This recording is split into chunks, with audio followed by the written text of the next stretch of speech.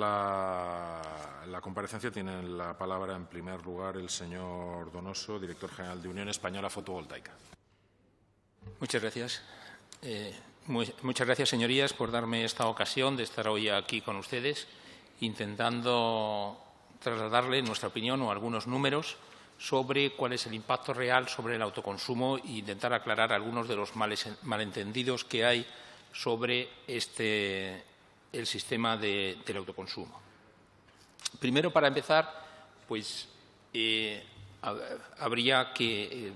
un poco aclarar el tema de cuál es la factura, qué es lo que pasa, porque normalmente se suele decir que el autoconsumidor no contribuye al sistema. Entonces, si vemos una factura estándar, tiene tres elementos. Un elemento es el término de potencia, que es la parte fija, el término de la energía, que es la parte variable en función de la energía que se consume, y luego la parte de impuestos. Las que nos interesa hoy aquí es sobre todo el segundo elemento, porque el autoconsumidor, el término de potencia, a menos que instale baterías, va a seguir pagando exactamente la misma cantidad por término de potencia que la que pagaba anteriormente. Estos porcentajes son estándar, son en media de un consumidor doméstico. Va a seguir pagando exactamente la misma cantidad de término de potencia, no puede bajarse la término de potencia. Entonces, la mayor parte de la contribución va a estar ahí. El término de energía es donde el autoconsumidor puede reducir su factura y ese término de energía, tiene dos componentes. El que está en viola, que es el coste de energía, es la parte de precio de mercado, por decirlo así, la parte de precio pool, y el resto de componentes que están estructurales, podríamos decir así, de cargas y peajes, que se incluyen en el término de energía. La parte que se pone en cuestión cuando se discute, en general, es esa parte de componentes, de cargas y peajes, que el autoconsumidor deja de pagar cuando autoconsume, pero sigue contribuyendo a la red exactamente igual que cualquier otro consumidor en función de la energía realmente consumida. Sigue pagando su término de potencia y por cada kilovatio que coge del mercado sigue pagando en función de ese kilovatio, sigue contribuyendo a la red por los diferentes costes. Lo que sucede cuando en la filosofía del Real Decreto lo que se hace es intentar que el autoconsumidor, esto que se ahorraba aquí, deje de ahorrárselo. Más o menos la filosofía es que solo se ahorre la parte sobre lo morada, la parte que ha dejado sobre la parte morada, sobre el coste de energía, pero que la parte de los aranceles siga pagándola, aunque su consumo sea menor. ¿Qué es lo que sucede? Esto nos da unos recargos que realmente, en relación a cualquier otro autoconsumidor, el autoconsumidor paga más que cualquiera por la misma cantidad de energía que consume de la red. Se está obligando a, lo que no tiene mucho sentido, es a pagar más por esa energía. En cuanto si supone una barrera económica el Real Decreto, pues aquí lo podemos ver cuál era la situación antes del Real Decreto en cuanto a periodo de amortización de las instalaciones, que eran 16 años para el doméstico. Sigue siendo igual, porque el Real Decreto para el doméstico en general no se aplican las cargas y peajes, entonces no ha cambiado, estamos entre 14 y 16. Para el sector servicios, que era 8, con las cargas y arancelos, o por entendernos el impuesto al sol, se ha multiplicado el periodo de amortización casi en el doble, casi un 50%. De 8 años pasa a 12. Y para las pequeñas y medianas industrias, que tenían un periodo de amortización de 5, pasa a 7,5 años. Es decir, se convierte en una auténtica barrera económica, porque es la diferencia entre poder invertir o no, ser atractiva la inversión o no, para hacer una instalación fotovoltaica con autoconsumo. Pero para dar respuesta a lo que son dos de los temas, digamos, que han sido más utilizados en el debate para justificar por qué se hace esto, en el debate por qué se pone esta barrera económica al autoconsumo, además de las barreras administrativas que después hablará el siguiente compareciente. Pues se han utilizado fundamentalmente dos argumentaciones. Una es la argumentación de que afecta a la estabilidad del sistema. Si se hace mucho autoconsumo, no va a ser sostenible el sistema eléctrico. Y la siguiente, todo el mundo va a tener que pagar más o se va a arruinar el sistema. Y la siguiente habla de la insolidaridad del sistema, que realmente pues, se utiliza la argumentación de que va a ser una inversión para ricos y que los pobres, por decirlo así, pero prácticamente así es como se dice a veces, quien no pueda hacer autoconsumo va a tener que pagar esa parte de coste que deja de pagar el sistema.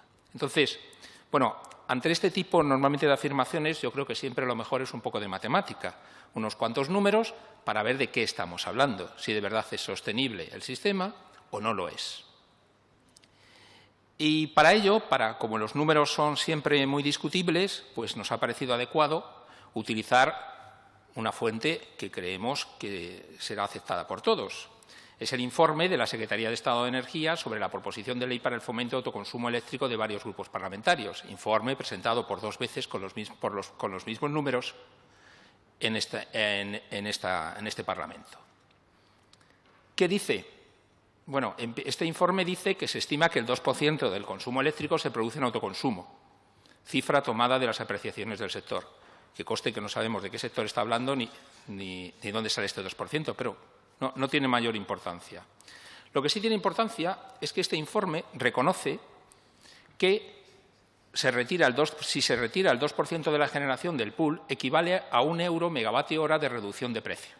Es decir, el autoconsumidor está teniendo un efecto, como es verdad y es normal, como toda fuente de renovable, tiene un efecto de reducción del precio de mercado para el resto de los consumidores.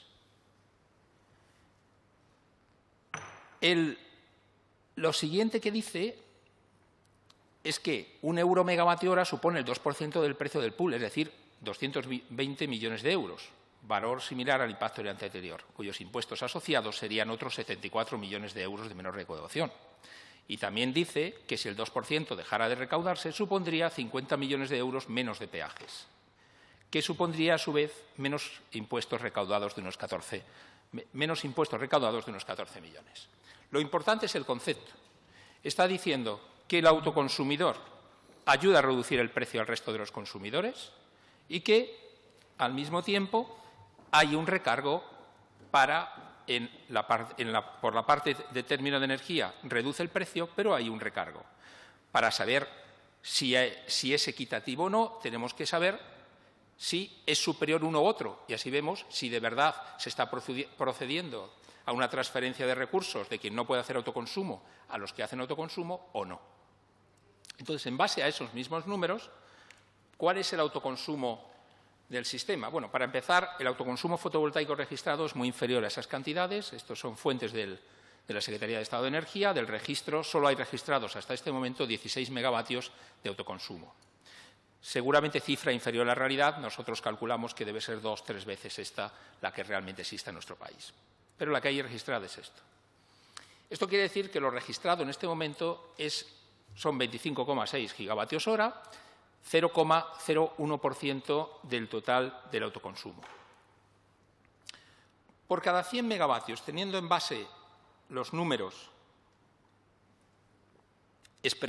suministrados por la Secretaría de Estado en el informe anterior, lo que vemos es que por cada 100 megavatios de autoconsumo, la reducción de ingresos en el sistema es de 1,65 millones de euros. Es incluso inferior que la que nosotros calculábamos, que a nosotros nos salía, que podría ser en torno al 2,3 millones. Pero da igual porque estamos en el mismo orden de magnitud. Por cada 100 megavatios de autoconsumo, lo que deja de ingresar el sistema por la parte de aranceles, de cargas y peajes, es 1,65 millones de euros. Pero la reducción del precio pool es de 7,2 millones de euros. Esos mismos 100 megavatios, por un lado, estarían, por decirlo así, necesitando que se le adjudicaran 1,65 millones, pero, por otro lado, están ahorrando a los consumidores 7,2 millones de euros. Y, además, se reduciría a los consumidores unos impuestos asociados por 2,43 millones. Claro, para saber cuál sería el impacto total en el sistema, si es sostenible o no, nos falta una variable, que es saber cuántos megavatios se instalarían de autoconsumo en España. Tendríamos que multiplicar estos datos que hemos puesto aquí, de 1,65 o 7,2, por cuál sería ese tamaño del mercado. Bueno, tenemos un proyecto piloto muy bueno, que es Portugal. Portugal tiene una regulación de autoconsumo que es prácticamente, en términos prácticos, la misma que nosotros estamos defendiendo desde nuestra asociación en España, con lo cual, viendo qué está pasando en Portugal, podemos extrapolar y ver lo que pasa en España. Vaya por delante que, por otro lado, tenemos otra fuente, que es la de nuestras propias empresas de su estimación de mercado. Pues en Portugal, que llevan 3 años con autoconsumo, ¿qué ha sucedido? El primer año hicieron 32 megavatios, el segundo 20 y el año pasado hicieron 45 megavatios. Evidentemente me dirán, pero es que Portugal es más pequeño, no nos sirve el 45, es verdad. No se puede hacer una traslación automática, pero nos ha parecido que tomando como traslación o como para tenerlo en cuenta el PIB, la diferencia de PIB, de tamaño de la economía, podemos tener una idea aproximada de cuál sería la situación en España. Como tenemos que el PIB de Portugal son 185.000 millones de euros, el de España 1.113.000, pues nos sale, extrapolando esa diferencia de PIB, nos sale que el tamaño en el mercado en España sería del entorno de 250 megavatios al año. La información que nos dan nuestras empresas que están trabajando sobre el mercado estiman que sin barreras económicas, una vez liberalizado el autoconsumo, ellos estiman que estaría en el orden de los 200 megavatios de media. Es decir, que más o menos nos coincide la cifra. Si cogemos, por ejemplo, esta de los 250, vamos a ver qué pasa con la sostenibilidad del sistema. El sistema español, en el año pasado, en el año 2016, ingresó 16.795.631 millones de euros. Con 250 megavatios, esos 16.795 millones de euros se hubieran reducido en 4,1 millones de euros. Es decir, el impacto en el sistema es del 0,00002%. Es decir, es absolutamente, se puede considerar que el impacto en el sistema es nulo. Nadie seriamente, viendo estos números, que son los números más o menos, puede afirmar que el autoconsumo es una amenaza para el sistema eléctrico. ¿Qué pasa con la cuestión de la equidad? Si de verdad hay una transferencia de rentas de quien puede hacer de quien no puede hacer autoconsumo a quien puede hacer autoconsumo. El impacto anual del autoconsumo en los consumidores, si dividimos esas cifras anteriores por el número de consumidores que hay en España, sería anualmente lo que tendrían que pagar de más si se optara por la solución por parte del Gobierno de suplir esos menores ingresos por las cargas y peajes, supondría 6,8 céntimos de euro. Es lo que le costaría a cada consumidor. Pero ese mismo consumidor se estaría ahorrando por la bajada en el pool 29,6 céntimos de euros. Repito, todos estos datos son a partir de los datos suministrados por la Secretaría de Estado de Energía, informes firmados por los dos últimos secretarios de Estado. Y la reducción anual de impuestos asociados que tendría sería de 10,1 céntimo de euro. Es decir, que el saldo sería positivo. Cada consumidor con el autoconsumo al año ganaría 32,9 céntimos de euro. Por simplificar, podríamos decir que por cada euro de reducción de ingresos en el sistema por el autoconsumo se produciría una ganancia neta para los autoconsumidores de 5 euros.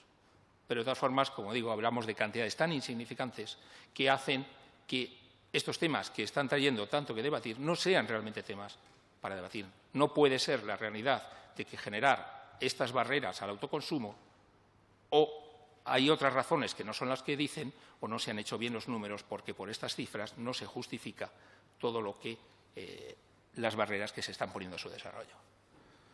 Como queda claro con esta argumentación, todos ganan con el autoconsumo, es un win-win, nadie pierde en la sociedad. Esto es solo desde el punto de vista de reducción. Luego tenemos los otros aspectos. No nos olvidemos el aspecto ambiental, de que estamos sustituyendo combustibles fósiles, el autoconsumo, la fotovoltaica en general y el autoconsumo en particular, la necesidad de conseguir los objetivos del Acuerdo de París. No nos olvidemos que esto es avanzar en una línea tecnológica, es avanzar hacia ese camino de autoconsumo, gestión de los excedentes del autoconsumo con la red, redes inteligentes, ciudades inteligentes. Ese nuevo modelo tecnológico que el mundo va evolucionando y en el que España no se puede quedar aparte. Generación de empleo es muy capilar. Aquí no hay, no es un empleo solo para grandes empresas. En general, este es un empleo en el autoconsumo en que puede haber empleo en el centro de I+D tecnológico, en la fábrica de componentes, pero también lo hay muchísimo a nivel del pequeño instalador de pueblo de cualquier parte de nuestro país. Todos esos beneficios y sin ningún coste. ¿Cómo es el modelo? ¿Cómo sería el modelo de autoconsumo que nosotros defendemos? Muy rápidamente, muy rápidamente se lo comento. Pues es un modelo de autoconsumo en el que básicamente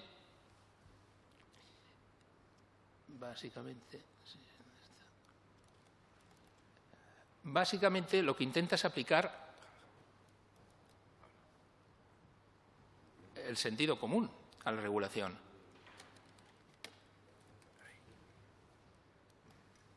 Aplicar sentido común a la regulación intentando que sean las tramitaciones administrativas lo más ágiles posibles y los costes que se carguen sean los que de verdad esté ocasionando el autoconsumo.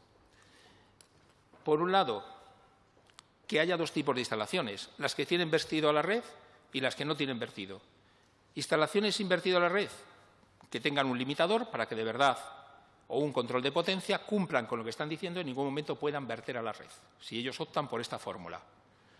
El sujeto único consumidor y no tiene que haber ningún tipo de cargo sobre la energía autoconsumida, obviamente. Como es para su consumo, autoconsumo propio, pueden poner la potencia que quieran porque es para ellos, no es como un negocio, es solo puramente para ellos. El otro tipo de autoconsumidor es el que tiene excedentes y los quiere verter a la red. En ese caso, consideramos que puede haber un sujeto distinto del sujeto consumidor, el propietario, para favorecer la creación de empresas de servicios energéticos o que las propias compañías eléctricas puedan desarrollar este nuevo modelo de negocio, sin cargos, obviamente, sobre la parte autoconsumida, porque es un derecho, es su instalación, pero sí con cargos sobre la parte de energía que vierte a la red. Ahí sí que tenga que pagar lo que corresponda como cualquier otro generador por esa parte de energía que sí vierte. Y como nuestro modelo es un modelo en el que no queremos que se haya ni un desarrollo rápido ni que se haya nadie lo haga como un negocio, lo que pedimos es que esa retribución sea en función del precio pool, del precio de mercado, menos los costes que se generen por la utilización de la red, como cualquier otro, lo mismo que cualquier otro productor. Y que, además, se limite la potencia a instalar que sea la del consumidor, para que sea un sistema realmente de ahorro y eficiencia energética, no un sistema de venta, de intentar ganar dinero vendiendo la energía a la red. Bueno, voy a ir a las partes fundamentales. Autoconsumo colectivo. Es fundamental para que esto sí que es un autoconsumo más eficiente, porque cuanto mayor sea el tamaño de la instalación, se pueden obtener precios más baratos y se puede conseguir una mayor rentabilidad a esas instalaciones. Y además que llegue a más gente. Personas, por ejemplo, que viven en bloques de edificios a los que sería más difícil de manera individual tener acceso al autoconsumo, con un autoconsumo colectivo se podrían beneficiar todos. No vemos ninguna razón por la cual en un edificio se puede tener una calefacción colectiva, pero no se puede tener un autoconsumo colectivo. Se puede producir calor, pero no electricidad de forma colectiva. De hecho, por ejemplo, en Francia es lo que están priorizando en su promoción del autoconsumo, es el autoconsumo colectivo.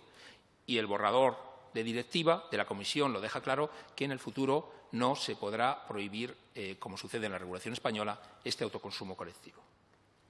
Con limitaciones, porque, como repito, todo nuestro modelo está hecho para que sea un sistema de ahorro o de eficiencia, pero no sea nunca un negocio para nadie.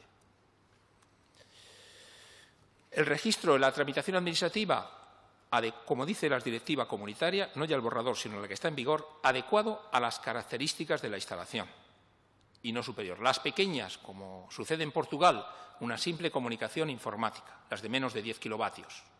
Las grandes, pues ya de acuerdo a sus características y a lo que dice el reglamento de instalaciones de baja tensión, que cumplan con la reglamentación correspondiente.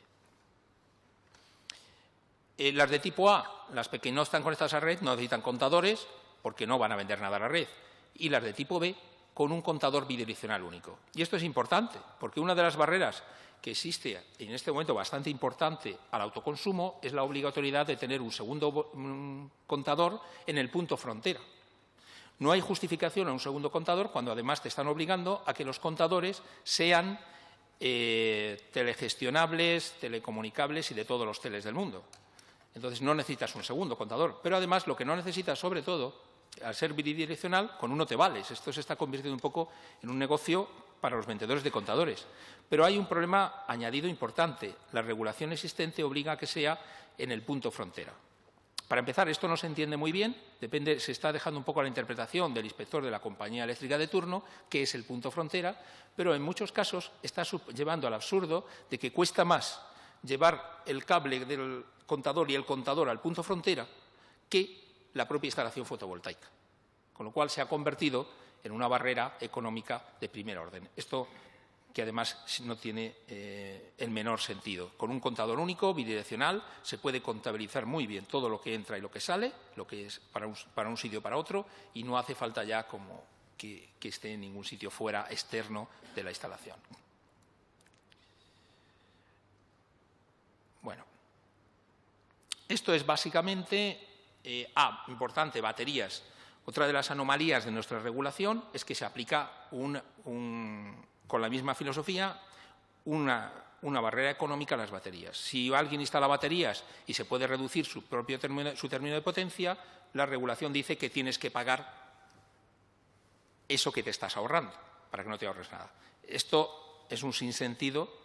Para hacer una idea, en el general, en el norte de Europa, en Estados Unidos, Alemania, en Holanda, normalmente el Gobierno subvenciona las baterías, porque las baterías dan más fiabilidad a las instalaciones, la cantidad de energía sufre menos variación, más permanente, y ayuda a reducir los picos de la demanda. En Holanda o Alemania, en California también, se dan subvenciones de hasta el 30% a estas baterías. Se han dado subvenciones de hasta el 30% para ayudar a desarrollar este negocio. Aquí, en cambio, se pone una barrera a estas baterías con esta aplicación que no tiene ningún sentido, ya que está beneficiando al sistema realmente.